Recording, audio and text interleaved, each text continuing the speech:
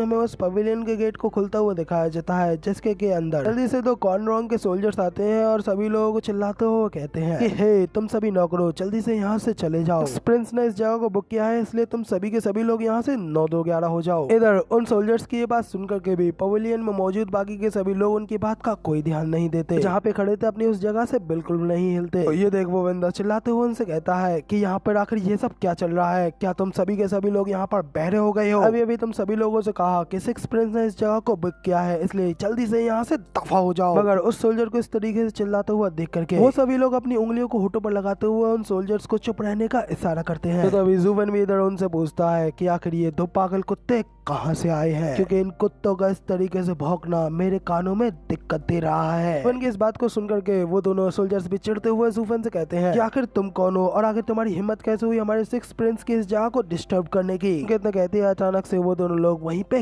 गायब हो जाते हैं और बस नीचे जमीन पर उन लोगों का बिखरा हुआ खून रह जाता है। इसे देख करके तो भाई वहाँ पे मौजूद सभी लोगों की सिट्टी पिट्टी गुल हो जाती है। वो इतना ज्यादा डर जाते हैं कि शौक के मारे अपने कदम भी नहीं हिला पाते। इधर ज़ुफेन कहता है कि हाँ अब कुछ शांति महसूस हो रही है। कहने के साथ ही फिर ज़ुफेन कुछ सोचते हुए अपने मन में कहता है कि आखिर अब मैं यहाँ से कहाँ जाऊँ, क्योंकि ये मैप तो बिल्कुल ही यूजलेस निकला। इसी के साथ में साइड पर हमें उन सभी लोगों की हालत को भी दिखाया जाता है, क्योंकि एक पल पहले के नजारे को देख करके हालत इतनी ज्यादा बुरी हो गई होती है। डर के मारे कांपते हुए कहते हैं कि सिर्फ एक पल में ही वो दोनों योर सिक्स प्रिंस के लोग थे और वो एक पल में ही गायब हो गए। तभी अगले ही पल फिर से पवेलियन के गेट खुलता है और उस गेट के अंदर से एक और आदमी आता है। वहाँ पे एंटर करते ही कहता है कि हुआ लैंग हुआ लासा, क्या तुम्हारा हो गया? लोगों ने सभी लोगों को यहाँ से बाहर निकाल दिया, क्योंकि सिक्स प्रिंस बस यहाँ पर आने ही वाले हैं। करके जब वो आगे चलते हुए देखता है तो नीचे जमीन पर उसे कुछ ब्लड दिखता है, जिसे देख करके वो कहता है आखिर ये ब्लड यहाँ पर क्या कर रहा है? क्या मैंने तुम बच्चों से ये नहीं कहा था तुम्हें यहाँ पर किसी को भी बुरी तरीके से खत्म नहीं करना है, क्योंकि आखिर खून खराबे के बीच दावत कैसे की जा सकती है? अब जल्दी से इस जगह को साफ करो, इसे साफ करना काफी ज्यादा मुश्किल है। कहते हुए जब वो सामने की ओर पवेलियन के वो सभी लोगों को देखता है तो उन्हें देख वो कहता है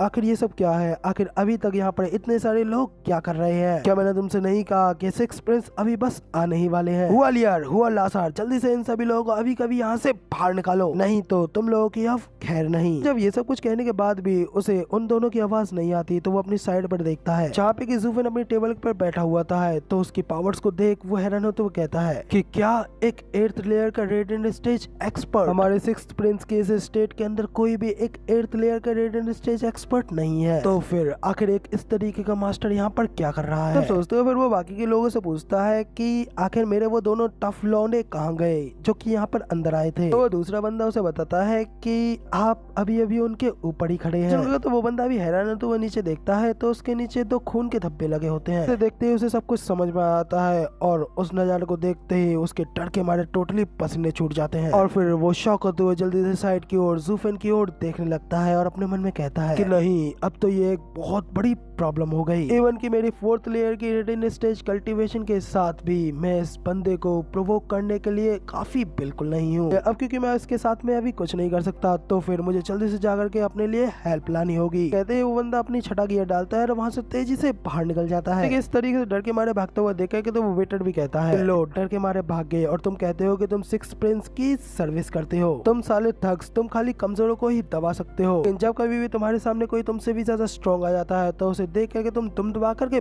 भाग पड़ते हो। तभी इसी के साथ में यहाँ पे टाइम बीतता है और शाम हो जाती है, जिसके बाद उस पवेलियन का गेट एक बार फिर से खुलता है, जिसके के अंदर अब कई सारी परछाइयां आते हुए दिखाई पड़ती हैं। फिर से उस बंदे को दिखाया जाता है जो कि अपने साथ में और 3 बंदों को अपनी मदद के लिए वहाँ पर ले आया होता है, जिनकी की पावर्स और ऑरा को सेंस करके तो वहाँ पे मौजूद बाकी के लोग भी घबराते हुए कहते हैं कि इन लोगों के अंदर से तो कितने ज्यादा खतरनाक और पावरफुल ऑरा रिलीज हो रहा है। लगता है कि अब इन लोगों के बीच में काफी ज्यादा खतरनाक बैटल होने वाली है। दूसरा वाला भी कहता है कि हाँ, इसलिए जल्दी करो और भागो यहाँ से। इतना कहते ही वो सभी आम लोग वहाँ से होने वाली बैटल से अपनी जान बचा करके भागने लगते हैं। हमें उन लोगों के आगे वाले बंदे को दिखाया जाता है जो कि बड़ी रेस्पेक्टफुली ज़ुफेन से कहता है कि मैं इस क्वानरोंग एम्पायर के 6th प्रिंस का हाई वेनेबल जी वुहुआन हूँ और मैं बस आपसे इतना कहने के लिए आया हूँ कि प्लीज आप मेरे इन आदमियों के रूड एटीट्यूड को प्लीज नजरअंदाज कर दें। हाई वेनेबल की ये बात सुन ज़ुफेन बिना मुड़े ही उनसे सीधा रूडली कहता है कि हाँ चलो निकलो अब यहाँ से। तो सुनकर के पीछे खड़े बाकी के दो लोग तो काफी ज्यादा गुस्सा हो जाते हैं और ज़ूफेन से चिल्लाते हुए कहते हैं कि तुम कमीने बच्चे, आखिर तुमने अभी अभी क्या कहा। लेकिन तभी वो हाई वर्नेबल ज़ूफेन से कहता है, सर हम आपकी रेस्पेक्ट इसलिए कर रहे हैं क्योंकि आप हमारे fellow red and stage cultivator साथी हैं, इसलिए हम लोग आपके साथ में यहाँ पर किसी भी तरीके की फाइट नहीं चाहते हैं। यहाँ तक कि आपने हमारे 2 आदमियों को भी मार डाला, लेकिन फिर भी हम उस चीज को नजरअंदाज करने के लिए राजी हैं। लेकिन भले ही आपकी ये 8th लेयर की रेड एंड स्टेज कल्टिवेशन हमारे स्क्वाड्रन में सबसे ज्यादा बेस्ट है, लेकिन फिर भी ये हम लोगों के नंबर्स का सामना करने के बिल्कुल भी लायक नहीं है। मैं कह रहा हूँ कि इंपीरियल फैमिली को नाराज करना आपके लिए भी अच्छा नहीं रहेगा, इसलिए मैं आपसे रिक्वेस्ट करता हूँ कि आप इस बात के लिए एक बार फिर से सोचें। ये हम फ्रेंडली तरीके से इस मामले को सुलझाते हैं। फिर उनसे कहता है कि तुम सभी भौंकने वाले कुत्ते, तुम खाली भौंक सकते हो, काट नहीं सकते। तुम बूढ़े लोग इसलिए इतनी ज्यादा बकबक कर रहे हो क्योंकि तुम्हारे सारे के सारे दांत ऑलरेडी घिस चुके हैं, इसलिए तुम्हारे अंदर अब हिम्मत ही नहीं है मुझसे आकर के फाइट लड़ने की। ज़ूफेन के इस तरीके के सीधे तानों को सुनकर के तो वो चारों के चारों लोग काफी ज्यादा गुस्सा हो जाते हैं और वो सभी लोग गुस्से में दांत पीसते हुए अपनी रेड स्टेज की पावर को अनलेस करने लगते हैं। लेकिन फिर भी वो हाई बनने वाला अपने आप को कंट्रोल करते हुए ज़ूफेन से कहता है कि सर मुझे नहीं पता है कि आखिर तुम कौन हो और तुम कितने ज्यादा स्ट्रॉन्ग हो, मगर अब बस तुमने अब बहुत कर लिया, तुमने अपनी लाइन क्रॉस कर दी है और मैं जिंदा हूँ। अगर अब भी मैं इस तरीके से शांत खड़ा रहता हूँ, एक दिन मेरी शांति को लेकर के पूरी दुनिया पूरी के पूरी जिंदगी मेरे ऊपर हंसती रहेगी। कहते ही जैसे ही वो अपनी पावर्स को अनलेस करता है तो उसकी पावर्स तेजी से फट पड़ती हैं। पर आखिर इस सब से हमारे भाई ज़ूफेन को क्या ही फर्क पड़ता है, वो तो बस उसे देख अपने मन में कहता है कि ऑलरेडी मेरा मूड यहाँ पर काफी ज्यादा खराब है और मेरे इस खराब मूड पर तुम बिल्कुल सही टाइम पे आए हो। इसलिए वो बंदा तो गुस्से में ज़ूफेन के ऊपर हमला करने के लिए आगे बढ़ता है और अपने सभी साथियों से कहता है कि सभी लोग आगे बढ़ो और अभी कभी इस बंदे को यहीं पे खत्म कर डालो। मगर फिर भी इससे पहले वो ज़ूफेन के ऊपर हमला करने के लिए आगे बढ़ पाता, उससे पहले ही बाहर से एक आवाज आती है जो कि उससे कहती है कि रुको वहीं। तो सुनकर के तो वो बंदा भी शॉक हो जाता है और पीछे मुड़ करके देखता है तो उसके पीछे से कोई और नहीं बल्कि उनका यंग मास्टर, उनका 6 प्रिंस खड़ा होता है और उसी ने उन लोगों को वहाँ पे रोकने के लिए कहा होता है। अब जब वहाँ पे 6 प्रिंस उन सभी लोगों को वहाँ पे रोकता है तो ज़ूफेन भी उस 6 प्रिंस को देखता है, लेकिन 6 प्रिंस उन लोगों को डांट लगाते हुए कह रहा होता है कि तुम और तुम सभी, अगर तुम लोग यहाँ पर ये सब क्या कर रहे हो। तो 6 प्रिंस की इस बात के ऊपर सबसे पहले तो वो सभी लोग शांत होते हुए 6 प्रिंस को ग्रीट करते हैं और 6 प्रिंस उन लोगों से पूछता है कि आखिर यहाँ पर ये सब क्या चल रहा है। 6 प्रिंस की इस बात के ऊपर ज़ूफेन सबसे पहले अपने चौके को हटाता है और उससे कहता है, नहीं वो जिसने कि तुम्हारे उन दोनों कुत्तों को मारा है, लेकिन अब जबकि 4 और कुत्ते मुझे यहाँ पर काटने के लिए आए हैं, इसलिए ये सब खत्म होने के बाद में तुम यहाँ पर अंदर आए हो। तो मैं तुम्हें बता दूं कि तुम्हें यहाँ पर किसी प्रिंस को दिखाया जाता है। तो ज़ूफेन को जिंदा देख काफी ज्यादा खुश होते हुए कहता है कि तुम तो ज़ूफेन हो ना, तुम क्या जिंदा हो? ब्रदर ज़ूम, यार मैं आपका सबसे बड़ा फैन हूँ। जो सुनकर तो भाई इधर ज़ूफेन का भी मुंह बन जाता है और वो कहता है कि क्या आखिर मेरा फैन कैसे हो सकता है कोई? तो वो उससे कहता है कि क्या हम कभी मिले हैं, आखिर तुम मुझे याद क्यों नहीं आ रहे हो? तो 6 प्रिंस कहता है कि ज़ूफेन, मेरा मतलब ज़ूफेन सर, आप मुझसे पहले कभी नहीं मिले हो, लेकिन मैं तो आपको पहले भी देख चुका हूँ। तो उसकी ये बात सुन ज़ूफेन थोड़ा चिढ़ते हुए से कहता है कि बहन का स्टॉक, आखिर तुम हो कौन और आखिर तुमने मुझे कहाँ देखा है? तो 6 प्रिंस उसे बताता है कि ज़ूफेन सर, मैंने आपको डबल ड्रैगन गैदरिंग में देखा है। तब डबल ड्रैगन गैदरिंग में मैं कॉर्नरॉन्ग के रिप्रेजेंटेटिव के तौर पे वहाँ पे गया था और तभी मैंने सर के उस पंच को देखा जिस पंच ने सिर्फ एक ही हिट के साथ में पूरी की पूरी 20 टीम इंसेक्ट को ही गायब कर दिया। तभी से डबल ड्रैगन गैदरिंग में सर की फेम बहुत ज्यादा फैल गई, जिसके बाद सर ने अकेले ही पूरी की पूरी डबल ड्रैगन गैदरिंग जीती और एक लोअर 3 सेक्ट का डिसाइपल होते हुए भी सर वेस्टर्न लैंड के सबसे बेस्ट डिसाइपल बने। जो देख करके तो मैं इतना ज्यादा भावुक हो गया था कि यहाँ तक कि मेरी आंखों से भी आंसू आ गए थे। ये बात सुन ज़ूफेन भी कहता है कि नो वंडर, इसलिए मैंने इस आदमी के बारे में नोटिस नहीं किया। बाद में ज़ूफेन उसे कहता है कि बच्चे,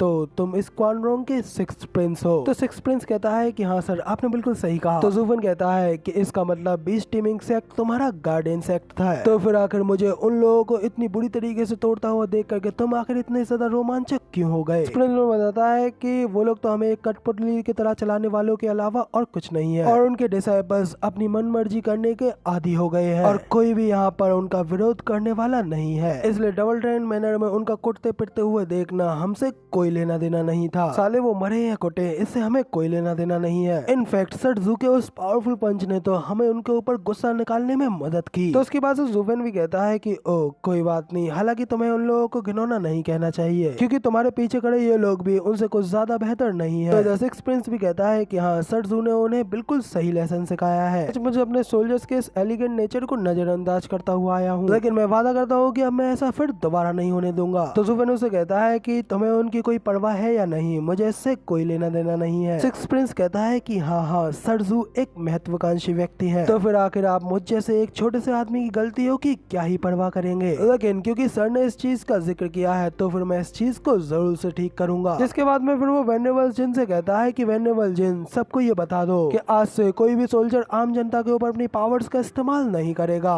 वरना उनका वहीं के वहीं सर कलम कर दिया जाएगा। आखिर हम लोग इस तरीके से बीच टीमिंग सेट के उन बास्टर्ड की तरह कैसे देख सकते हैं, जिससे सरजू की आंखों में हमारा बैड इंप्रेशन जाए। इसके बाद में वेनेबल जिन भी कहते हैं कि जी हाँ योर हाइनेस, आपने जैसा कहा वैसा ही होगा। ज़ुफेन को देखते हुए अपने मन में कहते हैं कि हाँ ये होती है असली आइडल की पावर्स। जबकि इधर भाई ज़ुफेन तो यही सोच रहा होता है कि आखिर मेरा इस सबसे क्या लेना देना है। जिसके बाद में फिर सिक्स प्रिंस ज़ुफेन से आगे कहता है कि सरजू, मैंने तो आपके बारे में रूमर सुने थे कि आपको मार दिया गया है, इसलिए मैं आपको ऑफरिंग्स के तौर पे आपकी आत्मा की शांति के लिए भगवान से प्रे करते हुए यहाँ पर आंसू बहा रहा था। अगर आपको मेरी इस बात के ऊपर भरोसा नहीं है तो आप इन लोगों से पूछ सकते हो, मगर लेकिन आखिर आप यहाँ पर बिल्कुल ठीक ठाक क्या कर रहे हैं? तो क्या इसका मतलब मैंने जो कुछ भी रूमर सुने थे वो सब कुछ बिल्कुल गलत थे? तो सिक्स प्रिंस की ये सारी बातें सुनने के बाद में ज़ुफेन पहले तो हल्का सा स्माइल करता है और फिर उससे कहता है कि क्या तुम मेरी जिंदगी चाहते हो, लेकिन इतना जल्दी नहीं। ज़ुफेन के इस तरीके के एटीट्यूड को सिक्स प्रिंस तो बस देखता रह जाता है और ज़ुफेन के चारों तरफ इर्द गिर्द घूमते हुए ज़ुफेन की बढ़ाई करते हुए कहता है कि बहुत ही ज्यादा कूल है, देखो जरा ये है असली सरजू, डबल ट्रेन गैदरिंग के सबसे बेस्ट, और मेरे आदर्श, मेरे आइडियल, क्या ये सबसे शानदार नहीं है? तो वेनेबल जिन भी कहते हैं कि हाँ एब्सोल्युटली ये बिल्कुल कूलेस्ट है। ये सब कुछ देख करके ज़ुफेन तो अपना मुंह बनाते हुए अपने मन में कहता है कि बेहतर रहेगा कि सबसे पहले मैं यहाँ से चला जाऊँ। इतना सोचते ही वो बिना कुछ कहे वहाँ से सीधा जाने लगता है। जाते हुए देख करके सिक्स प्रिंस उससे पूछता है कि सरजू, आखिर आप कहाँ जा रहे हैं? आप पहली बार यहाँ मेरे क्वाड्रोंग में आए हैं, आखिर आप मेरे बिना मेजबान बने यहाँ से ऐसे कैसे जा सकते हैं? इसलिए मैं यहाँ पर आपकी बेहद ही ज्यादा खातिरदारी करूंगा। तो ज़ुफेन सिर्फ इतना कहता जाता है कि मुझे यहाँ पर ऐसा कुछ भी नहीं मिला जिसकी कि मुझे जरूरत है, तो इसीलिए अब मैं यहाँ से जा रहा हूँ। सिक्स प्रिंस उससे पूछता है कि सरजू, आखिर आप यहाँ पर क्या देखने हैं, आपको क्या ढूंढना है? अगर आपको यहाँ पर कुछ भी देखना है तो मुझे बताइए, मैं यहाँ पर हर एक जगह को सबसे ज्यादा बेस्ट डालता हूँ, इसलिए मुझे आपकी मदद करने दीजिए। तो ज़ुफेन भी अचानक से काफी ज्यादा हैरानगी के साथ में वहाँ पे रुक जाता है। फिर मुड़ते हुए अपने मन में कहता है कि हाँ of course world wind tunnel अपनी विचित्रता के कारण बात के बहुत ही ज्यादा चांसेस है कि उसे किसी रिच या फिर पावरफुल आदमी ने अपने कब्जे में ले लिया होगा। तो फिर भला आखिर एक आम आदमी को उसके बारे में कैसे पता चल सकता है?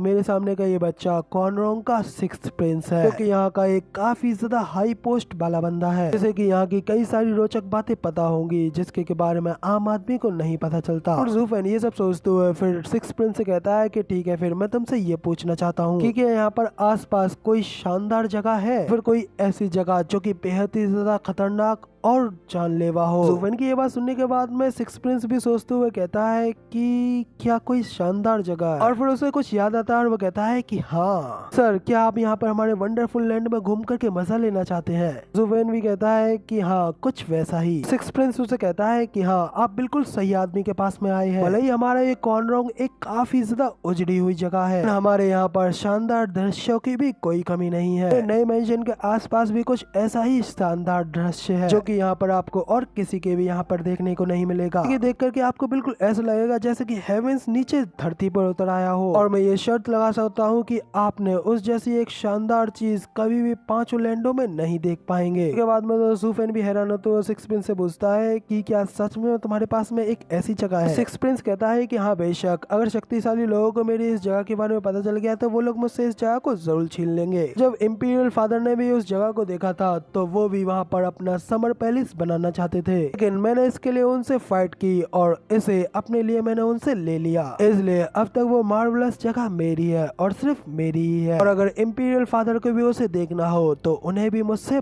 पूछना पड़ेगा। और सर्जियो, अब जबकि आप यहाँ पर हैं तो चलिए मैं वहाँ पे आपके लिए एक बेहद ही शानदार दावत का आयोजित करता हूँ, और फिर हम दोनों लोग अपने अपने हाथों में वाइन का गिलास लेकर के उस खूबसूरत जगह, उस खूबसूरत नजारे का मजा लेंगे। फिर उसे कहता है कि ये सब कुछ बिल्कुल बर्बादी है, मुझे अभी कभी वहाँ ले चलो क्योंकि मैं अभी उसे देखना चाहता हूँ। सिक्स प्रिंस भी कहता है कि हाँ ठीक है, आप जैसा कहें सर, हम वैसा ही करेंगे। इतना कह करके वो वहाँ से ज़ुफेन के साथ जाने लगता है। अभी वेनेबल लियू उसे आवाज लगाते हुए कहते हैं कि योर हाइनेस प्लीज एक पल के लिए रुक जाइए। एक लड़की को लेकर के आपका एल्डर सी के साथ में झगड़ा हुआ था, जिस वजह से हिज मैजेस्टी ने आपसे उनके साथ में सुलह करने के लिए कहा था। मैं समझता हूँ कि आप वहाँ पर उन्हें अपने घर पर बुलाना नहीं चाहते थे, इसलिए आप उनसे समझौता करने के लिए यहाँ आए थे, लेकिन अगर आप यहाँ से भी चले जाते चाहते हैं तो क्या आप उन्हें यहाँ पर अकेला ही नहीं छोड़ जाएंगे? तो क्या इससे एल्डर सी आपसे और भी ज्यादा नाराज नहीं हो जाएगा? इसलिए हम लोगों को उन्हें इस तरीके से गुस्से में भड़कने नहीं देना चाहिए। तो सिक्स प्रिंस भी चिड़ करके चिल्लाते हुए कहता है कि आखिर मुझे उस सांप से माफी क्यों मांगनी पड़ रही है? नहीं, मैं ऐसा बिल्कुल नहीं करूंगा। मैं उस सांप से तो बिल्कुल भी माफी नहीं मांगने वाला। मैंने उस लड़की को पहले देखा था, लेकिन वो सांप उसे उल्टा ले गया, यहाँ तक कि उसने मेरे सभी आदमियों को भी मार डाला। लेकिन हिज मैजेस्टी यहाँ पर उल्टा मुझसे ही माफी मंगवाना चाहते हैं। ऐसा क्यों? वो तो अब यहाँ तक कि बीस्ट टीमिंग सेक्ट का एक एल्डर भी नहीं रहा। उसे तो बस इतना ही आता है कि कॉर्नरों की इंपीरियल कैपिटल में आकर के वो अपनी नीचता फैलाए, और मेरा उसके लिए यहाँ पर दावत रखने का बस इतना ही मतलब था क्योंकि तुम कायर ने मुझे उसके लिए मजबूर किया। एवलजिन कहता है कि प्रिंस, ये तो बस उस लड़की को लेकर के थोड़ी सी जेलेसी है, और आपके वो गार्ड्स भी कुछ काम के नहीं थे। और जबकि यहाँ पर एल्डर सी एक इथेरियल स्टेज का एक्सपर्ट है, जिससे कि खुद हिज मैजेस्टी भी आसानी से पंगा नहीं ले सकते। और अगर तब बीस्ट टीमिंग सेक्ट ने उसे रोका नहीं होता तो अब तक वो हम लोगों को भी मार चुका होता। इसलिए आपको माफी मांगनी होगी और उनके उस गुस्से को शांत करना होगा। क्राउन प्रिंस भी कहता है कि नहीं, बिल्कुल नहीं सर, जो किसी से भी नहीं डरते। उन्होंने तो यहाँ तक कि डबल ड्रैगन गैदरिंग भी अकेले ही जीती है, इसलिए मैं भी यहाँ पर उनके ही एग्जाम्पल को फॉलो करूंगा और उस सांप से बिल्कुल नहीं डरूंगा। तो उस एल्डर सी की बात सुनने के बाद में इधर ज़ूफेन भी अपने मन में कहता है कि आखिर मुझे एक अजीब सा फेमिलियर सा सेंस क्यों हो रहा है। दूसरी ओर क्राउन प्रिंस तो ज़ूफेन से कहता है कि सर दुओ, चलो चलते हैं, हम लोग मेंशन में जाकर के अब ड्रिंक करेंगे और इस बूढ़े बेवकूफ को उस बदमाश सांप का ध्यान रखने दो। क्राउन प्रिंस को उसकी बात न मानता हुआ देख करके एल्डर जिन ज़ूफेन से कहते हैं, सर दुओ, मैंने बहुत पहले ही प्रिंस को आपकी प्रशंसा करते हुए सुना है, लेकिन वो आपकी बढ़ाई करने के लिए भी जाना चाहता है, उन लोगों के बारे में जिनको कि ये पसंद करता है, और वो कभी भी इससे हार नहीं मानता। इसलिए मुझे तुम्हारे बारे में उसकी कही गई किसी भी बात के ऊपर बिल्कुल विश्वास नहीं है। बाकी आपकी कल्टीवेशन निसंदेह बेहद ही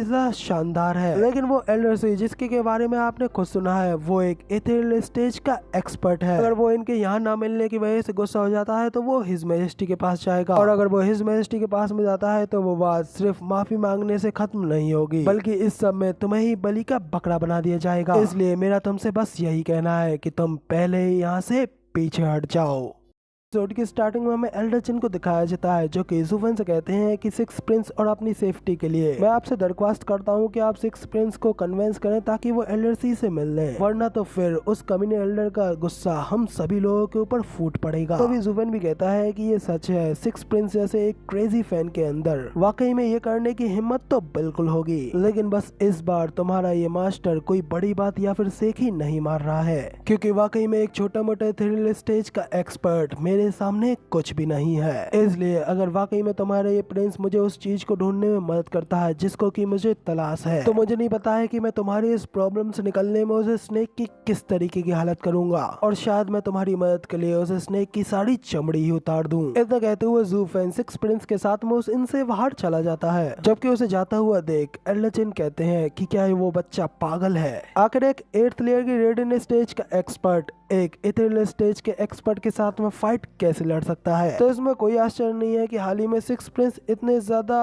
अजीब क्यों हो गए हैं, क्योंकि जिसका आइडियल इतना ज्यादा अजीब होगा तो उसका कॉपी करने वाला भी वैसा ही होगा। तो तभी दूसरा वाला एल्डर जिन से पूछता है कि एल्डर जिन, अब जबकि सिक्स प्रिंस यहाँ से जा चुके हैं, तो बताइए कि जब वो एल्डर सी यहाँ पर आएगा तो फिर आखिर हम लोग यहाँ पर क्या करेंगे? एल्डर जिन कहते हैं कि मास्टर बहुत जिद्दी है, वो वापस आने के लिए बिल्कुल नहीं मानेंगे और हमें उनकी मदद करनी ही होगी। इसलिए अब हम लोग तो बस यही आशा कर सकते हैं कि वो इस चीज को एक्सेप्ट कर ले। उन्हें भी इस बात को इतने ज्यादा बढ़ा चढ़ा करके नहीं पेश करना चाहिए। इस मैजेस्टी को बीस्ट टीमिंग सेक्ट से ये कहने का मौका मिल जाएगा कि इसे यहाँ से ले जाया जाए। इसके बाद फिर बाकी के लोगों से कहते हैं कि आखिर तुम यहाँ पर खड़े खड़े क्या कर रहे हो? क्या तुमने सुना नहीं मैंने क्या कहा? हम लोगों ने आज के लिए इस जगह को बुक किया है, इसलिए आप जल्दी से इस जगह को साफ करो और एक अच्छे से खाने के साथ में एक अच्छी सी ड्रिंक को तैयार करो, क्योंकि अब हमें कम से कम उसके लिए एक अच्छी दावत का तो आयोजन करना ही होगा। बाद में सीन चेंज होता है, हमें उस एल्डर सी को दिखाया जाता है जो कि वहाँ पर उस इन की ओर ही आ रहा होता है, और आते हुए यही कह रहा होता है कि जब आप लोग गिरते हैं तो सभी लोग आपको लात मारना चाहते हैं। मुझसे शायद बस उस एक बार ही ये गलती हुई थी, सिर्फ उस गलती की वजह से मुझे मेरे सेक्ट से बाहर फेंक दिया गया, मगर डैम इट, मैं अभी भी एक इथेरियल स्टेज का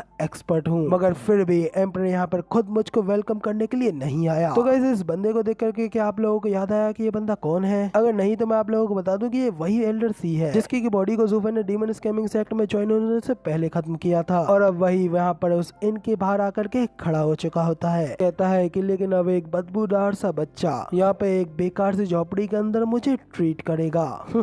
आखिर इसमें माफी कहाँ है। कहते ही जब वो उस इन का गेट खोल करके अंदर आता है तो उसके सामने वो सभी एल्डर खड़े होते हैं, जो कि उसे देख उससे कहते हैं कि एल्डर सी हम लोग आपका ही इंतजार कर रहे थे। तो तभी वहाँ पर उनके सिक्स प्रिंस को ना देख करके एल्डर सी भी कहता है कि आखिर अब इस सब का क्या मतलब है, आखिर तुम्हारा वो लॉर्ड कहाँ है, क्या वो बेवकूफ बच्चा खुद मुझे यहाँ पर वेलकम करने के लिए नहीं आएगा। तो एल्डर जिन थोड़ा घबराते हुए उन्हें ग्रीट करते हुए कहते हैं कि well elder see please upset मत होना, वो बात कुछ ऐसी है कि हमारे प्रिंस की तबीयत थोड़ी खराब है, इसलिए उन्होंने यहाँ पर आपको वेलकम करने के लिए हमें यहाँ भेजा है। तो इतना सुनते ही वो एल्डर सी काफी ज्यादा गुस्से में आ जाता है और अपने हमले के साथ में उन सभी एल्डर्स के ऊपर अटैक कर देता है और कहता है कि बहुत हो गया, अब तुम चारों मेरी बात क्लियरली तौर पर सुन लो। मैंने एक पंख के टॉलरेंस को सहन किया और सिर्फ यहाँ इस माफी मांगने की दावत के लिए सहमत हुआ, तो इसका एकमात्र कारण सिर्फ वो कॉनरोंग एम्परर है। लेकिन अब क्योंकि वो खुद ही इस चांस की परवाह बिल्कुल नहीं करता है, तो अब इस सब के लिए मुझे ज्यादा रूड होने के लिए बिल्कुल भी ब्लेम मत करना। इतना कहते ही वो अपने उस हमले से उन एल्डर्स को फ्री करता है और बड़ी तेजी से वहाँ से उड़ते हुए सिक्स प्रिंस को ढूंढने के लिए वहाँ से चला जाता है। कि वहाँ से जाता हुआ देख करके एल्डर्स भी परेशान होते हुए कहते हैं कि नहीं, ये बिल्कुल भी अच्छा नहीं हुआ, ये एल्डर्स ही तो अब सीधा सिक्स प्रिंस के मेंशन की ओर ही जा रहा है, इसका मतलब प्रिंस अभी बहुत बड़े खतरे में है। तो तभी पीछे से दूसरा वाला एल्डर कहता है कि एल्डर जिन प्लीज शांत हो जाइए, क्योंकि क्या इस समय प्रिंस जूफेन के साथ में अपने दूसरे वाले मेंशन में नहीं गए हैं, जिसका मतलब वो भी अभी वहाँ घर पे मौजूद नहीं है। जो सुन एल्डर जिन भी थोड़ी राहत की सांस लेते हुए कहते हैं कि हाँ हाँ तुमने बिल्कुल सही कहा, इसका मतलब भगवान का शुक्र है कि हमारे पास में अभी भी चांस है उनको इस बारे में सब कुछ बताने का, वरना तो अगर हम ज्यादा लेट हो जाते हैं तो मुझे नहीं लगता है कि सिक्स प्रिंस अपनी लाइफ को बचा पाएंगे। जिसके साथ ही यहाँ पे सीन चेंज होता है। अगले सीन में हमें दिखाया जाता है कि सिक्स प्रिंस वहाँ पे जूफेन को उसी जगह पर ले आया होता है जहाँ पे कि वो उस जगह के बारे में उसको बताया होता है। सिक्स प्रिंस का वो दूसरा मेंशन वहाँ पे लाते ही सिक्स प्रिंस जूफेन से कहता है कि सर जुओ प्लीज आइए मेरे साथ आगे। जिसके बाद वो दोनों लोग आगे बढ़ते हुए उस मेंशन के अंदर जाने लगते हैं, जबकि मेंशन को गार्ड करने वाले वो दोनों ही गार्ड्स वहाँ पे सिक्स प्रिंस के साथ में जूफेन को जाता हुआ देख करके एक दूसरे से बात करते हुए कहते हैं कि हे आखिर ये कौन है और आखिर सिक्स प्रिंस के साथ में इतना ज्यादा अच्छा बिहेव क्यों कर रहे हैं। तब दूसरा वाला कहता है कि पता नहीं, लेकिन जब ससुर या फिर साले को देख करके जो सम्मान दिखाया जाता है, इस समय प्रिंस पता नहीं क्यों इस बंदे को उससे भी ज्यादा रेस्पेक्ट दिखा रहे हैं। तो दूसरा कहता है कि ओ लगता है कि सिक्स प्रिंस को आखिरकार उनके जीवन साथी मिल ही गई, फिर तो अच्छा रहा कि उनने ब्रोथल्स में बाजारू लड़कियों से मिलना बंद कर दिया।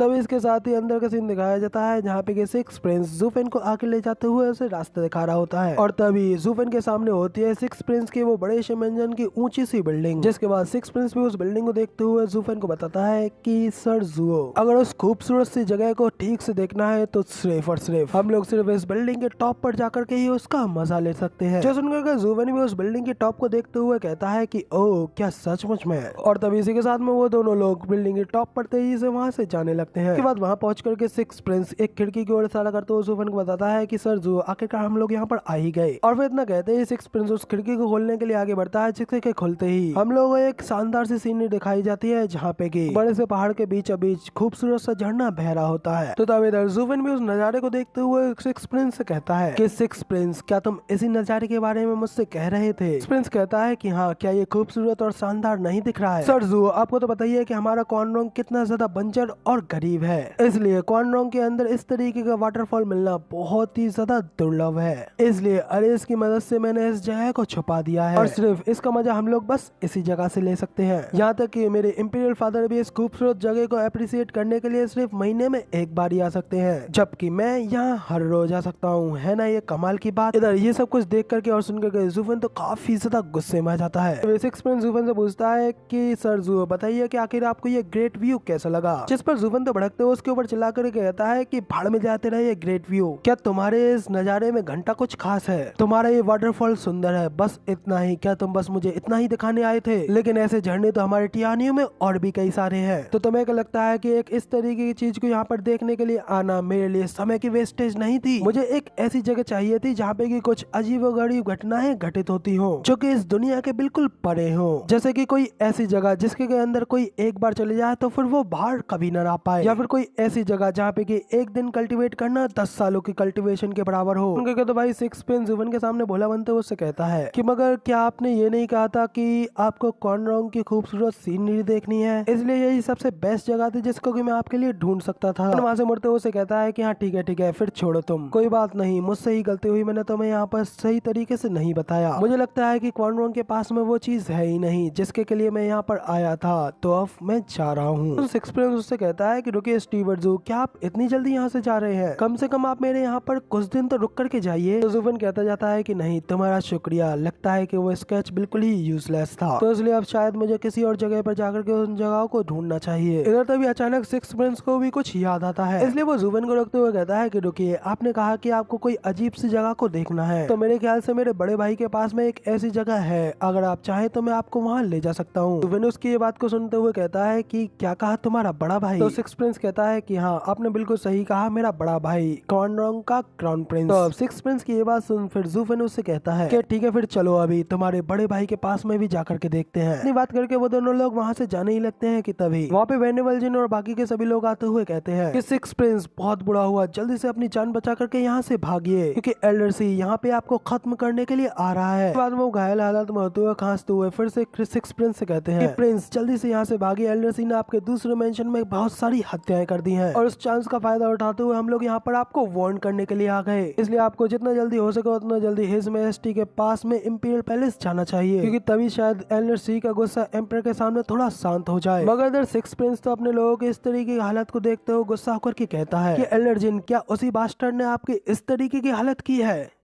प्रिंस को दिखाया जाता है जिनके के पास में भागते हुए एल्डर जिन आते हैं और उन्हें बताते हैं कि सिक्स प्रिंस, बहुत बुरी खबर है, जल्दी से भागिए यहाँ से और अपनी जान बचाइए, क्योंकि एल्डर सी अब आपको यहाँ पे मारने के लिए आ रहा है। प्रिंस, एल्डर जी ने यहाँ तक कि आपके दूसरे मेंशन के सभी लोगों को बुरी तरीके से भी मार डाला है, लेकिन उसी चांस का इस्तेमाल करते हुए मैं यहाँ पर आपको वार्न करने के लिए आ गया। आपको जल्द से जल्द हिज मैजेस्टी के पास में इंपीरियल पैलेस जाना होगा, क्योंकि अब शायद वही फिर से उसके गुस्से को शांत करा सकते हैं। इस पर सिक्स प्रिंस भी एल्डर जिन की इस तरीके की हालत को देखते हुए कहता है, एल्डर जिन, क्या उस बास्टर्ड ने आपको इतना ज्यादा जख्मी किया है? ये तो सरासर बेहद ही ज्यादा शर्मनाक है, यहाँ तक कि बीस्ट टीमिंग सेक्ट के एक एल्डर के लिए भी ये करना बहुत बड़ी बात है। उन तीनों लोगों को उन्हीं की गलती की वजह से उनके सेक्ट से बाहर निकाल दिया गया था।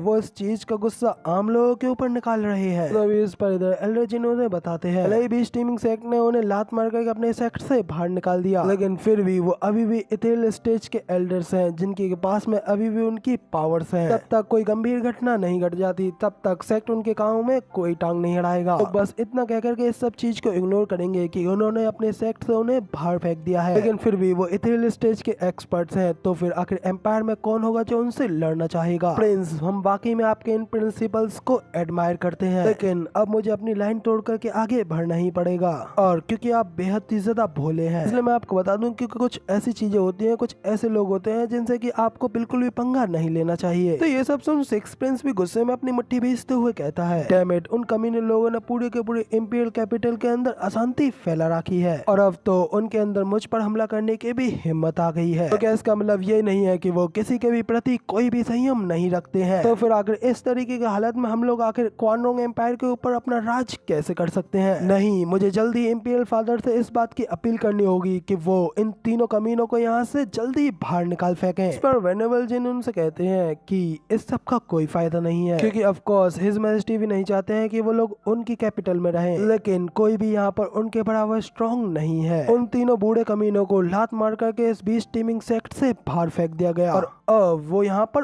उत्पाद मचा रहे हैं। तो अब इधर वेनेबल जिन की ये सारी बातें सुनकर सिक्स प्रिंस तो काफी ज्यादा टेंशन के साथ में इधर सोचने लगता है। तभी अचानक वो थोड़ा हैरान हो जाता है, क्योंकि उसे कुछ याद आता है, और फिर तभी वो मुड़ते हुए जूफन से पूछता है कि सरदू, प्लीज मुझे बताइए कि आपको क्या लगता है कि मुझे क्या करना चाहिए? जूफन उसे बताता है कि अगर मैं यहाँ पर नहीं होता तो तुम्हारे पास में सबसे अच्छा रास्ता ये होता कि तुम्हें सबसे पहले जाकर के इंपीरियल पैलेस में छुप जाना चाहिए। तो तुम बूढ़े बेवकूफो, तुम लोगों को सबसे पहले जल्दी से किसी बंदे को इस सब चीज के बारे में इंपीरियल पैलेस में खबर कर देनी चाहिए और उनसे जल्दी से यहाँ पर मदद मंगवानी चाहिए। तो सुनकर एल्डर जिन भी काफी ज्यादा शॉक हो जाते हैं और वो अपना सर पकड़ते हुए कहते हैं कि हाँ, आखिर मैंने तब से इसके बारे में क्यों नहीं सोचा। ठीक है, मैं जल्दी से किसी को हिज मैजेस्टी को इस सब चीज के बारे में रिपोर्ट करने के लिए भेज देता हूँ। लेकिन तभी इधर सिक्स प्रिंस जूफन से पूछता है कि अब जबकि आप यहाँ पर हैं तो फिर अब आखिर मुझे क्या करना चाहिए? इस पर जूफन उससे कहता है कि अब क्योंकि मैं यहाँ पर हूँ इसलिए अब तुम्हें यहाँ पर कुछ भी करने की जरूरत नहीं है, बस मेरे साथ चलो और जैसा मैंने कहा है मुझे वहाँ ले चलो। के बाद में तो सिक्स प्रिंस को जुफेन में एक उम्मीद दिखती है और वो काफी ज्यादा खुश हो जाता है। तभी जुफेन उसकी उम्मीदों पर पानी फेरते हुए हंस करके उससे कहता है तुम बस अब मुझे क्राउन प्रिंस की उस अजीब सी जगह पर ले चलो। जिसके बाद में मैंने जैसा जैसा तुम्हें सजेस्ट किया है वैसा ही करना, जल्दी से जाकर के इंपीरियल पैलेस में छुप जाना। सुनकर के तो भाई क्राउन प्रिंस भी स्टंट खड़ा रह जाता है। मगर जुफेन की बात सुनने के बाद में एल्डर जिन तो गुस्से में भड़कते हुए जुफेन से कहते हैं क्या यहाँ पर हमारे सिक्स प्रिंस की जान इतने बड़े खतरे में है और एंड पर है, लेकिन फिर भी स्टिल तुम्हें उनको अपने साथ में क्राउन प्रिंस की जगह पर ले जाना है। हमारे सिक्स प्रिंस ने यहाँ पर तुम्हें अपने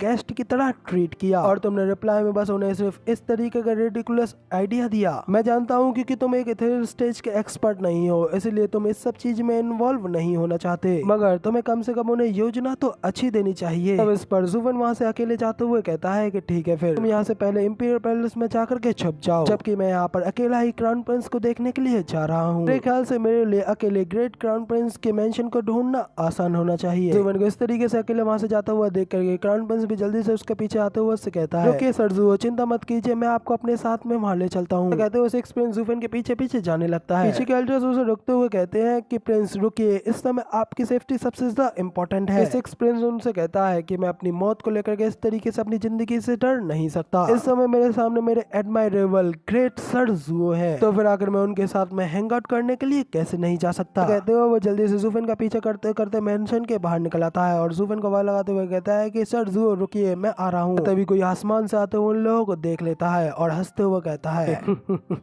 तो छोटे बच्चे तुम यहाँ पर हो, तुमने मुझे नाराज कर दिया, जबकि मैंने यहाँ पर अपनी अंतरात्मा के विरुद्ध जा करके मैंने तुम्हारे फादर की बात मान करके तुम्हें माफी मांगने देने का एक चांस दिया, लेकिन तुमने तो यहाँ पर मुझे धोखा दिया, इवन कि तुम मुझसे मिलने भी नहीं आए। इसलिए अब अगर एम्परर भी यहाँ पर तुम्हें बचाने के लिए मेरे सामने आ जाए तो भी आज तुम्हें यहाँ पर मेरे हाथों से कोई नहीं बचा सकता।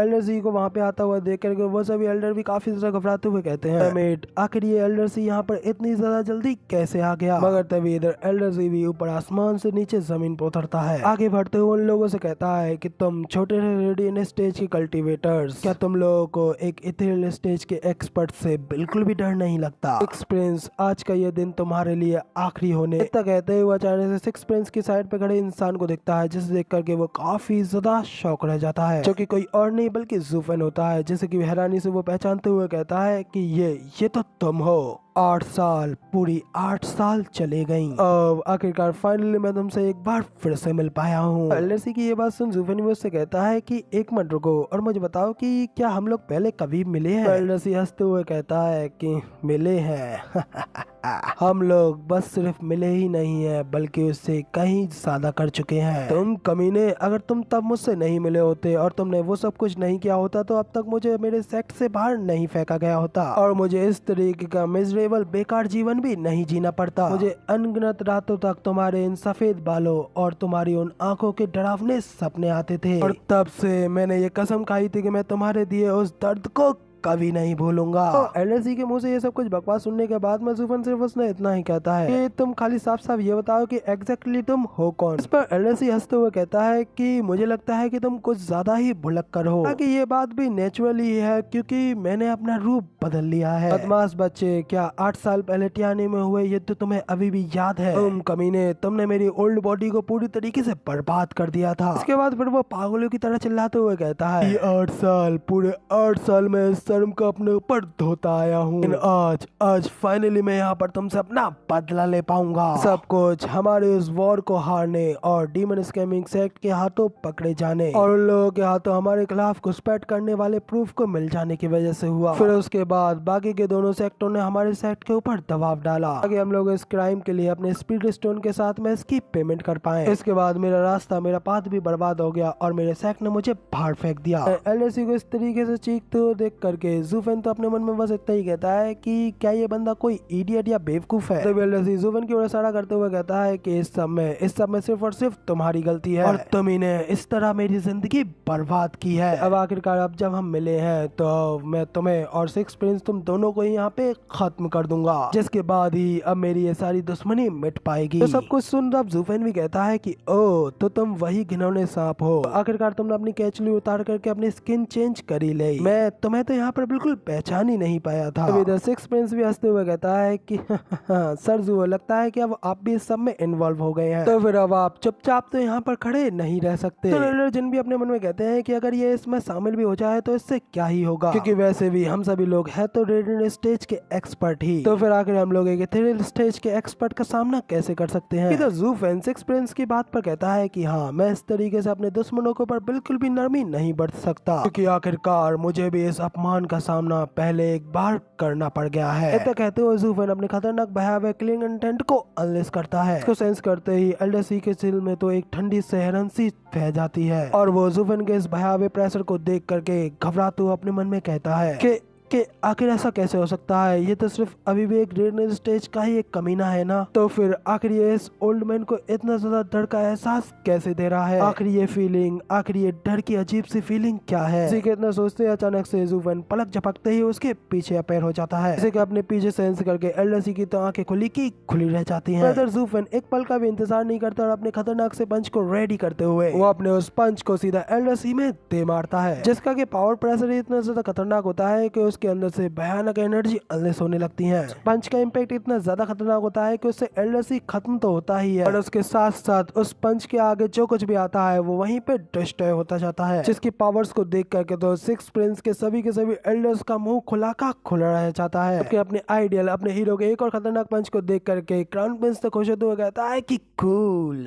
कि स्टार्टिंग में हमें जूफन को दिखाया जाता है जो कि अचानक से एल्डर सी के पीछे अपीयर होता है। अगले ही पल अपने किलिंग के पंच को रेडी करते हुए एल्डर सी में तेजी से दे मारता है। टकराते ही वहाँ पे इतनी ज्यादा खतरनाक पावर्स अनलेश होती हैं कि वहाँ से खतरनाक वेव्स अनलेश होने लगती हैं, और इम्पैक्ट इतना ज्यादा जबरदस्त होता है कि उसके सामने आई हर चीज बुरी तरीके से तबाह हो चुकी होती है। और तभी फिर हमें उस हमले के बाद का सीन दिखाया जाता है जहाँ पे धुआं झड़ता है और वहीं पे खड़े हुए हमें जूफन को दिखाया जाता है, जबकि जूफन के इस तरीके स्टाइल से फिर से इम्प्रेस होते हुए सिक्स प्रिंस अपने मन में कहता है कि वाकई में सर अपनी रेपुटेशन के हिसाब से ही जीते हैं, ये वाकई में डबल ड्रैगन गैदरिंग के क्राउनलेस किंग है। तभी हमें जूफन को दिखाया जाता है जो कि वहाँ पे एल्डर सी का खात्मा करने के बाद में सिक्स प्रिंस से कहता है कि आखिर अब वहाँ पे खड़े क्या कर रहे हो, अब जल्दी करो और मुझे क्राउन प्रिंस के पास ले चलो। मुझे यकीन है मैं जिस चीज को ढूंढने के लिए आया हूँ शायद मैं वहाँ पर उस चीज को ढूंढ लूँ। सिक्स प्रिंस भी खुशी के मारे चिल्लाते हुए कहता है कि जी सर, आपने जैसा कहा वैसे ही करते हैं। जबकि साइड पे हमें एल्डर सिन को दिखाया जाता है जो कि जूफन की इस तरीके की परफॉर्मेंस को देख करके तो काफी ज्यादा शौक होते हुए अपने मन में कहते हैं होली हेल, ये तो वाकई में उतना ही ज्यादा स्ट्रॉन्ग है जितना कि सिक्स प्रिंस ने कहा था। इसने वाकई में अपने एक पंच के साथ ही एक इथेरियल स्टेज के एक्सपर्ट को खत्म कर डाला। फिर तो ये तो भगवान की शुक्र है कि हमने पहले इसके साथ में फाइट शुरू नहीं की, वरना तब तो ये हमें एक चुटकी में ही मसल डालता। फिर दूसरी साइड पर नीचे की जमीन टूटने लगती है और धीरे धीरे धुआं छटने लगता है, और तभी हमें जमीन को फाड़ते हुए एल्डर सी की ग्रीन कलर की सोल को दिखाया जाता है। एक सरपेंट की सोल होती है और वो गुस्से में धारते हुए कहते हैं कमीने बच्चे, तुमने एक बार फिर से मेरी बॉडी को तबाह कर डाला, तो मैं बेटे तुझे बिल्कुल नहीं छोड़ने वाला, मैं तुझे यहाँ पर जिंदा ही खा जाऊंगा। इतने बड़े सरपेंट को देख करके बाकी के सभी लोग भी घबराते हुए कहते हैं बिल्कुल भी अच्छा नहीं हुआ, ये तो एल्डर सी की सोल है। रेडियन स्टेज में होकर के भले ही आपकी बॉडी बहुत ही ज्यादा स्ट्रॉन्ग हो जाए, रेडियन स्टेज के एक्सपर्ट की सोल इतनी ज्यादा स्ट्रॉन्ग नहीं हो सकती कि वो एक इथेरियल स्टेज के एक्सपर्ट की बराबरी कर पाए। इधर एल्डर सी की वो बड़ी सी सरपेंट सोल बुरी तरीके से उन सभी लोगों को घूर रही होती है। देख करके वो सभी एल्डर से घबराते हुए कहते हैं कि हो गया, हमारा यहाँ पर ही काम खत्म हुआ। इस समय एल्डर सी की सोल का टारगेट सिर्फ और सिर्फ जूफन होता है, इसलिए वो अपनी पावर्स को अनलेश करते हुए गुस्से में धाड़ करके कहता है हाँ बच्चे, तूने एक बार फिर से मुझ पर अचानक से हमला करके मेरी बॉडी को फिर से डिस्ट्रॉय कर दिया, लेकिन अब तेरे पास में कोई रास्ता नहीं है। रेडियन स्टेज में होते हुए आखिर तो मेरी सोल के साथ में डील अप कैसे करेगा। कितना कहते ही अचानक से लाल कलर का एक बड़े से ड्रैगन का हाथ आगे आता है और सीधा एल्डर सी के गले को पकड़ते हुए उसे बीच करके उसे काफी ज्यादा चौंका देता है। तो किसी और का नहीं बल्कि हमारे जूफन का होता है। वो वहीं खड़े खड़े अपने बड़े से ड्रैगन के हाथ को आगे बढ़ाता है और एल्डर सी की सरपेंट के सोल के गले को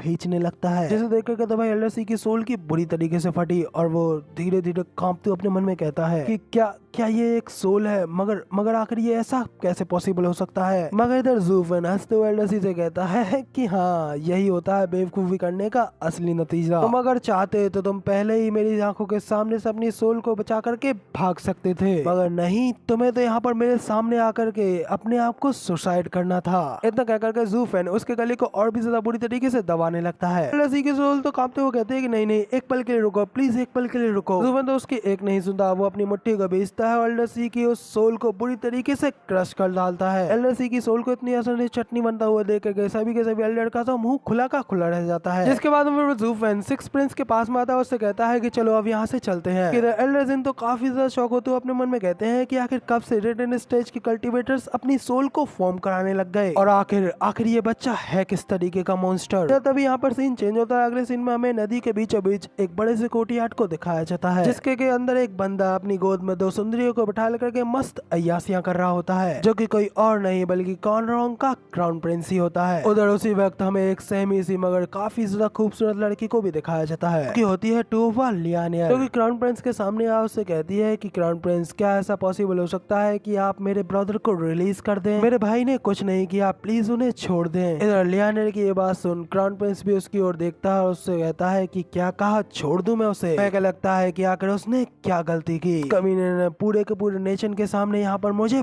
पंच किया है। अधिकारियों के प्रति उसकी इतनी ज्यादा घोर डिसरिस्पेक्ट को देख करके सबके बाद आखिर मैं उसे इतनी आसानी से कैसे जाने दे सकता हूँ? तो लियानियर कहती है कि योर हाइनेस, मैं मानती हूँ कि मेरे ब्रदर ने आपके ऊपर पंच करके काफी ज्यादा गलत किया है, मगर उसने ये सब कुछ सिर्फ और सिर्फ मुझे वहाँ पर प्रोटेक्ट करने के लिए किया था। सब में सिर्फ और सिर्फ सारी की सारी मेरी ही गलती है। तो मैं ये होप करती हूँ कि योर हाइनेस टोवा फैमिली के द्वारा कॉर्नरों के लिए की गई सच्ची निष्ठा के ऊपर थोड़ा विचार करेंगे और मेरे भाई को इस बार के लिए तुरंत रिहा कर देंगे। के लिए लियानियर आपके इस नेक काम को कभी नहीं भूलेगी। तो इधर लियानियर की ये सारी बातें सुन करके क्राउन प्रिंस से कहता है कि ओ अरे ऐसा नहीं कहते, मुझे इतना लंबा समय नहीं चाहिए, बस तुम अपनी पूरी जिंदगी भर यहाँ पर मेरी सेवा करती रहो, मेरे लिए तो वही काफी रहेगा। कहते ही वो एक घिनौने पर्वत की तरह लियानियर के ऊपर झपट पड़ता है। अपने ऊपर झपटता हुआ देख करके लियानियर जल्दी से साइड पर हटती है और उससे चिल्लाते हुए कहती है कि नहीं योर हाइनेस, आप ऐसा नहीं कर सकते। तो इधर क्राउन प्रिंस मुड़ते हुए उससे कहता है कि टोवा लियानियर, तुम्हें मेरे सामने इस तरीके से नखरे दिखाने की बिल्कुल जरूरत नहीं है। तुम्हें तो मेरा शुक्रगुजार होना चाहिए कि मेरे पास में तुम्हारे साथ में समय बिताने का समय है। वह भले ही लंबे समय से हमारे स्क्वाड्रन में काफी ज्यादा महान परिवार रहा है, लेकिन 8 साल पहले आपके उस बुरी तरीके से हुई हार के बाद से, जिसकी वजह से हमारे इस एम्पायर को बहुत ही बड़ा नुकसान उठाना पड़ा, तो उस सब की वजह से तुम लोग अब यहाँ पर अपराधी बन गए हो। एम्परर ने भले ही तुम्हारे उस ओल्ड टोवा टाइजन को यहाँ पर एग्जीक्यूट नहीं किया, बस उन्हें गार्ड कैप्टन के पद पर डिमोटेड कर दिया। तुम्हारे परिवार के उन सभी पुरानी सर्विसों के लिए हमारा इतना ही ग्रेटिट्यूड काफी है। ये सब कुछ यहाँ पर मेरे ही वजह, मेरे ही प्लेनेट की वजह से हो पाया है, और अगर मैंने ही ऐसा नहीं किया होता फिर क्या होता? तुम लोगों को हर चीज के लिए यहाँ पर वंचित कर दिया जाता और तुम्हें सीधा फांसी पर लटका दिया जाता। लेकिन अगर इस सब के लिए तुम मुझे किस तरीके से रीपे कर रही हो? हाँ, धिक्कार है मेरी इतनी ज्यादा भलाई का। मैंने तो तुमसे तुम्हारा हाथ भी मांगा था, लेकिन फिर भी उस बूढ़े टोवा टाइसन ने यहाँ पर मेरे इस काइंड गेस्टर को ठुकरा दिया। मुझे लगा था कि जब वो बाद में मुझसे मिलने के लिए आया था तो तब शायद उसका दिमाग उसके ठिकाने पर आ गया होगा, लेकिन वो तो खाली यहाँ पर मुझसे मदद मांगने के लिए आया था। उस कमीने एल्डर की नजरें युद्ध के बाद से ही तुम्हारे ऊपर पड़ी हुई थी। बीस टीमिंग सेक्ट ने उसकी सोल को एक बॉडी तो दिलवा दी, फिर उन्होंने अपने सेक्ट को वहाँ से बाहर निकाल फेंका। उसके बाद जब वो यहाँ पर क्वानरोंग में आया तब तुम्हारा वो कमीना बाप मेरे नाम का इस्तेमाल करके उस एल्डर की बुरी नजरों को तुम्हारे ऊपर से हटाना चाहता था। तो यहाँ पर मेरे फ्यूचर कंक्यूबाइन होने के नाते अगर कोई सेक्ट से निकाला गया एक इथेरियल स्टेज का एक्सपर्ट भी तुम्हें छूने की हिम्मत करेगा, तो उसे भी इसकी एक भारी कीमत चुकानी पड़ेगी। तो ठीक है, मैं तुम्हें बचाने के लिए तुम्हारा शील्ड बनने के लिए भी तैयार हूँ, लेकिन जब तक तुम मेरी और मेरे पास हो तब तक ही वो बूढ़ा तुम्हें हाथ नहीं लगा सकता। लेकिन तुम्हें नहीं पता है कि आखिर कब रुकना है। तुम्हारा ये कहना कि तुम मेरी हो, ये सब कुछ सिर्फ और सिर्फ शादी के दिनों को लंबा खींचने के लिए था, और अब ये सिलसिला पूरे 8 सालों से चल रहा है। क्या तुम मुझे यहाँ पर मूर्ख समझती हो, और क्या सिर्फ केवल मुझे अपने मतलब के लिए ही इस्तेमाल कर रही हो? एक तरफ तो तुम मेरी होने वाली बीवी का नाटक करती हो, वहीं दूसरी ओर शादी को हमेशा के लिए टालती आ रही हो। बस इस तरीके से तुम इस सब मामले को इतना लंबा खींचती रह रही हो। इतना कहते हुए क्राउन प्रिंस लियानियर को दीवार से सटा देता है। तो लियानियर भी अपनी आंखें बंद करते हुए उसे कहते हैं कि योर हाइनेस प्लीज मुझे माफ कर दो। क्राउन प्रिंस उसे कहता है कि मुझे तुम्हारी माफी की जरूरत नहीं है, बल्कि मुझे तुम्हारी जरूरत है। इतना कहते हुए क्राउन प्रिंस फिर से लियानियर के ऊपर झपटने लगता है, मगर लियानियर भी उसका अपोज करते हुए उसे कहते हैं कि नहीं योर हाइनेस अभी नहीं। करके वो उसकी छाती बाहर रखते हुए उसे हल्का सा दूर पुश करती है, मगर उसके सिर्फ हल्के से पुश के साथ ही क्राउन प्रिंस काफी ज्यादा दूर जाकर के गिरता देता है और सीधा वहाँ पर पीछे खड़ी दीवार के ऊपर जा लगता है, जिस वजह से क्राउन प्रिंस तो और भी ज्यादा गुस्सा हो जाता है और उससे चिल्लाते हुए कहता है कि तुम्हारी आखिर हिम्मत कैसे हुई। और वहीं पे लियानर भी घबराते हुए कहते हैं कि योर हाइनेस मेरा ऐसा करने का कोई मतलब नहीं था। तो क्राउन प्रिंस उससे कहता है कि तुम मेरी एक राइटफुल विवाहित क्राउन प्रिंसेस हो, उन बाकी की बेकार वुमेन से कहीं अलग। लेकिन पिछले 8 सालों से मैं न केवल तुम्हारे साथ में अपने विवाहित जीवन का पूरी तरीके से मजा ले पाया हूँ, बल्कि मैंने तो यहाँ पर तुम्हारा हाथ भी ढंग से नहीं पकड़ा है। और जब मैंने तुम्हारे करीब आने की कोशिश की तो तब तुम्हारे भाई ने मुझे पंच मार के हटा दिया और आज यहाँ पर ये तुमने कर दिया। मगर तुम्हें यहाँ पर समझ नहीं होगा कि तुम मेरी यहाँ पर क्राउन प्रिंसेस हो। क्या मैं यहाँ पर कोई बैंडेड या फिर डाकू हूँ जो कि किसी वुमेन का अपहरण कर रहा है? सब कुछ सुनकर के तो इधर लियाना निराश होते हुए कहती है कि नहीं और हाइनेस प्लीज मुझे सबको एक्सप्लेन करने दीजिए। इधर क्राउन प्रिंस तो गुस्से मुझसे चिल्लाते हुए कहता है कि बस बहुत हो गया, गार्ड्स जल्दी करो और यहाँ पर एक बार के लिए उस टूवा ल्यू फेंग को यहाँ पर लेकर के आओ। प्रिंस के यहाँ पर इतने ऑर्डर्स मिलते ही गार्ड्स जल्दी करते हैं और वहाँ पर लियानर के बड़े भाई टूवा ल्यू फेंग को वहाँ पर लेकर के आते हैं, जिसके कि भाई उन लोगों ने क्राउन प्रिंस के ऑर्डर्स पर उसको कूट करके अच्छी सेवा कर रखी होती है। लिए परेशान होते हुए जल्दी से उसकी ओर भाग करके जाती है। इधर उसका भाई ल्यू फेंग भी अपनी बहन को वहाँ पे देख हैरान होते उससे कहता है कि सिस्टर आखिर तुम यहाँ पर क्या कर रही हो, जल्दी से यहाँ से भागो। पीछे से क्राउन प्रिंस भी बाहर निकलता है और उससे कहता है आखिर वो यहाँ पर क्या कर रही है? अगर वो यहाँ पर तुम्हारे लिए गुहार लगाने के लिए नहीं आई होती तो आखिर वो यहाँ पर क्यों आती? तुमने एक इंपीरियल फैमिली के मेंबर को हाथ लगाने की हिम्मत की है, इसके लिए तो तुम्हें तुम्हारी मौत तक तुम्हें पनिश किया जाएगा। कोर्ट में चाहे तुम्हारे लिए कोई भी गुहार लगाने के लिए क्यों ना आए, लेकिन आखिरी फैसला तो तुम्हें रिलीज करने का मेरा ही होगा। यहाँ तक कि मैं तुम्हारी टूवा फैमिली को हमारे एम्पायर से भी बाहर निकाल फेंक सकता हूँ।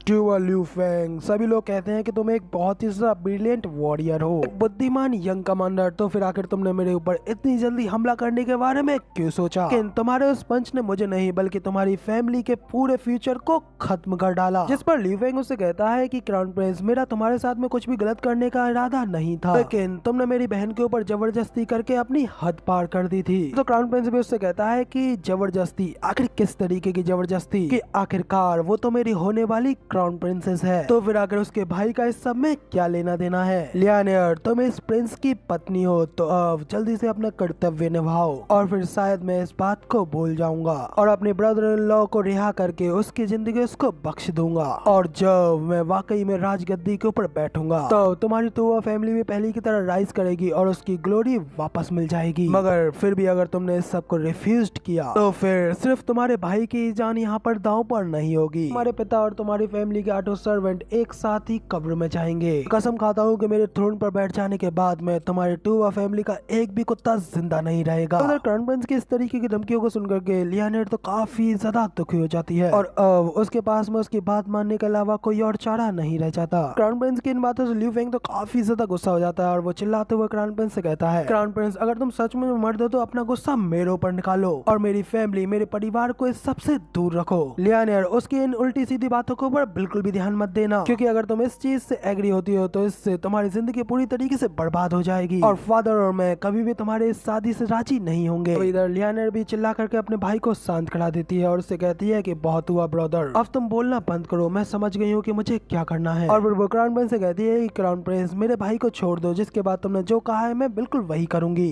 उसके बाद तुम जो चाहो मेरे साथ में कर सकते हो। क्राउन प्रिंस भी लियानर की ये बात सुनने के बाद में एक पल के लिए अपनी आंखें बंद करने के लिए सोचने का ड्रामा करता है, जबकि लियानर का भाई तो अभी भी उससे ये सब कुछ करने के लिए मना कर रहा होता है। लेकिन अपने भाई की बात के ऊपर ध्यान न देते हुए लियानर सीधा क्राउन प्रिंस की ओर आगे बढ़ने लगती है। अगर तभी अचानक वहाँ पे एक गार्ड आता है और वो आते ही क्राउन प्रिंस को बताता है कि योर हाइनेस, सिक्स प्रिंस यहाँ पर एक अजीब से यंग लड़के के साथ में आए हैं और वो यहाँ पर आपसे मिलना चाहते हैं। जिस पर क्राउन प्रिंस तो उससे कहता जाता है कि मेरे उस छोटे नल्ले बेवकूफ भाई से मिलने से मेरा टाइम ही बिल्कुल खराब होता है, इसलिए मैं उससे नहीं मिलूंगा। उससे कह दो कि वो यहाँ से सीधा दफा हो जाए, क्योंकि आज का ये दिन मेरे लिए बहुत ही ज्यादा खास होने वाला है, इसलिए इस समय मैं उसकी बकवास बातों को सुनने के बिल्कुल भी मूड में नहीं हूँ। वो गार्ड भी उसकी बात को मानते हुए कहता है कि ठीक है और जैसा कि आपने कहा मैं सिक्स प्रिंस को वैसा बता दूंगा। उसके बाद वही ठड़की क्राउन प्रिंस वापस लियानर के कंधे पर हाथ रखता है और उसे अपने कमरे में ले जाने लगता है और एक स्माइल करते हुए उसे कहता है कि लियानर फाइनली आज के दिन तुम मेरी होने वाली हो।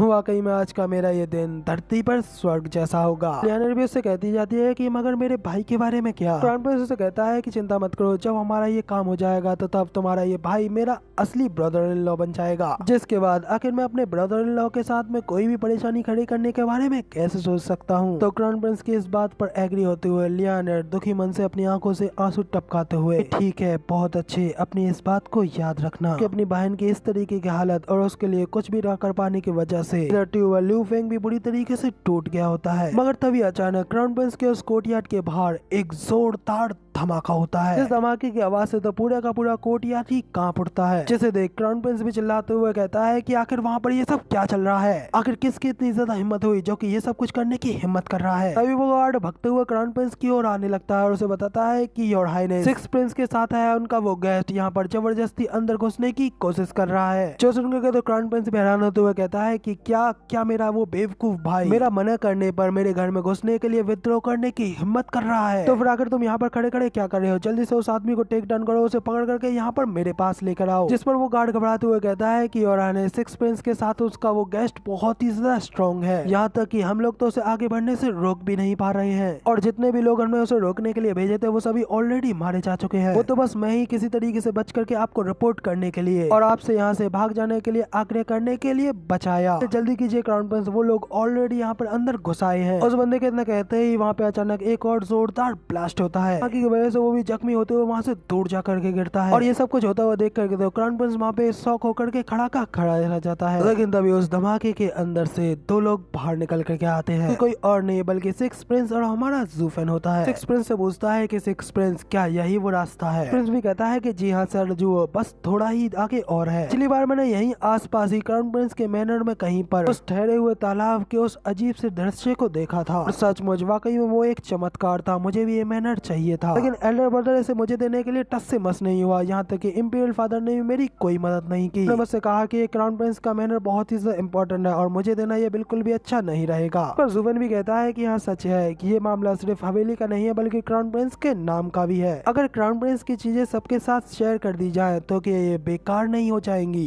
इसलिए एम्परर चाहे तुम्हारे ऊपर कितना भी प्यार क्यों न जताए, लेकिन फिर भी वो इंपीरियल फैमिली को इफेक्ट करने वाला कोई भी बेवकूफाना काम नहीं करेंगे, इससे कि उनकी इंपीरियल फैमिली की इमेज में इफेक्ट पड़े। सिक्स प्रिंस भी कहता है कि हाँ एक्चुअली में मुझे आपकी ये बात समझ में आ रही है। क्या इसका मतलब ये नहीं है कि इस तरीके से जबरदस्ती घुसाने से एल्डेस्ट ब्रदर की इमेज के ऊपर भी एक बुरा असर पड़ेगा? आखिरकार वो एक क्राउन प्रिंस है, तो फिर उनकी हवेली में इस तरीके से जबरदस्ती घुसाना भी खराब होगा ना। ज़ूफेन आगे बढ़ता जाता है और उसकी साइड पर ल्यू फेंग भी पड़ता है। ज़ूफेन उसके ऊपर ध्यान न देते हुए कहता है कि आखिर मुझे सबकी क्या परवाह है। कि वहाँ पे ल्यू फेंग तो हैरानगी के मारे ज़ूफेन को देखता रह जाता है। तभी जब वो दोनों क्राउन प्रिंस के सामने आकर के खड़े हो जाते हैं, क्राउन प्रिंस अपने भाई से कहता है कि सिक्स प्रिंस, आखिर ये सब क्या बकवास है, क्या तुम विद्रोह करने के बारे में सोच रहे हो, आखिर तुम यहाँ इस तरीके से जबरदस्ती क्यों घुसाए? तो सिक्स प्रिंस उससे कहता है कि एल्डर ब्रदर ऐसा बिल्कुल भी नहीं है, वो तो यहाँ पर मेरे आइडियल आए थे, इसलिए मुझे उनके लिए उनके एक अच्छा होस्ट बनना पड़ा और आपके यहाँ पर क्योंकि एक मार्वलस नेचुरल अट्रैक्शन है, इसलिए मैं यहाँ पर बस एक बार के लिए उस जगह को इन्हें दिखाने के लिए ले आया हूँ। तो उन लोगों की बात पर बिल्कुल भी ध्यान ना दिए बिना इधर उधर ही देख रहा होता है। क्राउन प्रिंस तो अपने भाई के ऊपर चिल्लाते हुए कहता है कि बेवकूफ, अपनी आंखें खोल करके देखो, ये क्राउन प्रिंस की हवेली है, फिर भी इस तुच्छ से कारण की वजह से तुमने इसे डिस्ट्रॉय कर दिया, तुमने तो बिल्कुल हद ही कर दी, अब मैं तुम्हें बिल्कुल नहीं छोड़ूंगा। ज़ूफेन क्राउन प्रिंस के उस जगह के उस तालाब को देखते हुए कहता है कि इस जगह में भी कुछ खास बात नहीं है, आखिर तुमने जिस अजूबे की बात की थी वो कहाँ है? सिक्स प्रिंस ज़ूफेन के पास में आते हुए से कहता है कि वो झील वाकई में एक दुर्लभ चीज है, इसे देख करके मैं वादा करता हूँ कि सर ज़ू आपको बिल्कुल भी निराशा नहीं होगी। इधर अचानक वहाँ पर ज़ूफेन को देख करके लियानर भी काफी ज्यादा शौक हो जाती है, फिर वो उसको आवाज लगाते हुए कहती है कि ज़ूफेन, तुम ज़ूफेन ही हो ना?